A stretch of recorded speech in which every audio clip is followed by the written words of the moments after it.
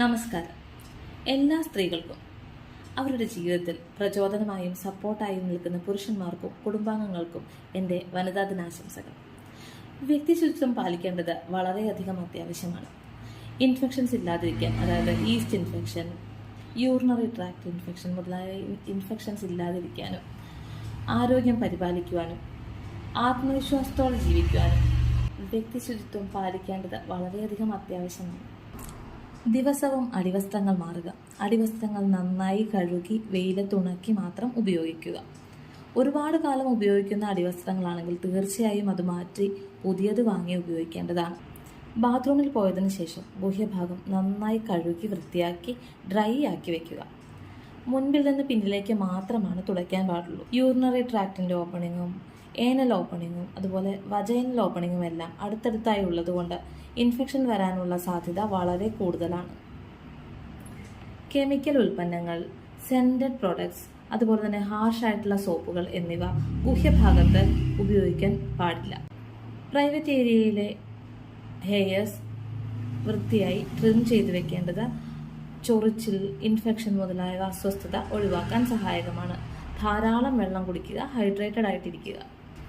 Menstrual hygiene അഥവാ ആർത്തവ സമയത്ത് പാലിക്കപ്പെടേണ്ട ശുചിത്വം എന്തൊക്കെയാണെന്ന് നോക്കിയാൽ, സാനിറ്ററി പാഡ്സ് യൂസ് ചെയ്യുന്ന ആളുകൾ തീർച്ചയായിട്ടും 4-ാമത്തെ മണിക്കൂറിൽ, അത് എല്ലാ 4 മണിക്കൂർ കൂടുമ്പോഴും അത് മാറേണ്ടതാണ്.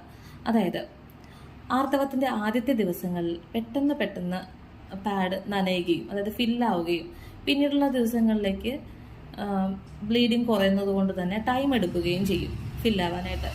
അപ്പോൾ പാഡ് മാറ്റുന്നതിന് ഫില്ലായോ ഇല്ലയോ എന്നുള്ളതല്ല നോക്കേണ്ടത്, 4 മണിക്കൂർ കൂടുമ്പോൾ സാനിറ്ററി പാഡ് മാറുക.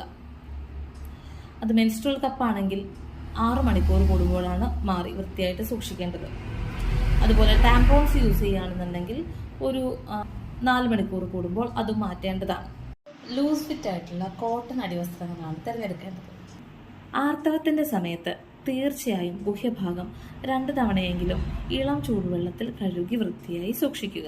അതുപോലെ മെൻസ്ട്രുവൽ പീരീഡിൽ ഉപയോഗിക്കുന്ന പ്രോഡക്ട്സ് കൃത്യമായി ഡിസ്പോസ് ചെയ്യേണ്ടത് വളരെ അത്യാവശ്യമാണ്. ഇനി സെക്ഷൽ ഹൈജീനെ കുറിച്ച് നോക്കാം. ശാരീരിക ബന്ധത്തിൽ ഏർപ്പെടുന്നതിന് മുമ്പും ശേഷവും ഗുഹ്യഭാഗം വൃത്തിയായി കഴുകുക. ശരീരബന്ധത്തിൽ ഏർപ്പെട്ടതിന് ശേഷം മൂത്രമൊഴിക്കുക. ഇത് യൂറിനറി ട്രാക്ട് ഇൻഫെക്ഷൻ വരുന്നത് കുറയ്ക്കും. അതുപോലെ തന്നെ ബാരിയർ കോൺട്രാസെപ്റ്റീവ്സ് ആയിട്ടുള്ള കോണ്ടംസ് യൂസ് ചെയ്യുന്നത് സെക്ഷുവലി ട്രാൻസ്മിറ്റഡ് ഡിസീസ് അല്ലെങ്കിൽ ലൈംഗിക രോഗങ്ങൾ പകരുന്നത് തടയും. ഇതിനോടൊപ്പം തന്നെ മൾട്ടിപ്പിൾ സെക്ഷൽ പാർട്ട്നേഴ്സ് ഇല്ല എന്ന് ഉറപ്പുവരുത്തുക. Thank you.